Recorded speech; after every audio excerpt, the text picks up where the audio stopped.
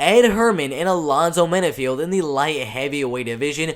The first thing I gotta say is the age. That's a little iffy right there. 40 and almost 41 years old for Ed Herman right there. Alonzo Menifield, yeah, he's a little bit older than his prime of his MMA career at 33 and a half years old, but Ed Herman has been fighting since before I was born, has been in the UFC since before I was born. 2003 was his UFC debut.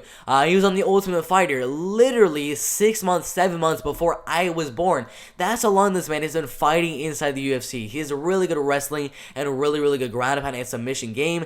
15 submission wins, 7 knockout wins, and 5 decision wins. Out of his losses, only been knocked out 3 times, which is very interesting. The only times getting knocked out by Derek Brunson right there, a wrestler, and then I believe probably earlier in his career right there. But against Alonzo Menifield, he's probably going to get knocked out, to be quite honest with you.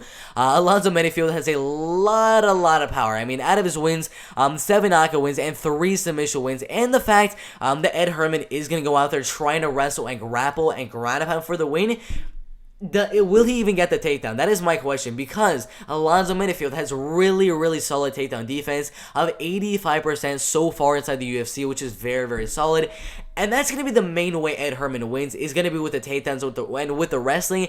And I just don't know if he's going to be able to actually land the takedown and use that wrestling. So I do think the fight does stay on the feet. And the better striker, the more powerful striker, the faster striker, the younger striker, pretty much all the advantages in the striking game, plus the takedown defense for Alonzo Menifield. It seems like a pretty no-brainer type of prediction. I'm 100% going to go for Alonzo Menifield to win the fight, but you never know. I mean, the referee last time around they literally just gave Ed Herman the win against Mike Rodriguez. I mean, he literally lost the fight by a TKO due to a body shot. I believe it was a left kick to the body or something like that, but they thought it hit him in the nuts. They stopped the fight. It would have been a TKO win for Mike Rodriguez, but eventually the referee thought it was a nut shot, so they stopped the fight, and then Ed Herman came back and got the Kimura. I mean, I don't even know how that happens. Like, you can't check the replay and see that it hit right here on the belly.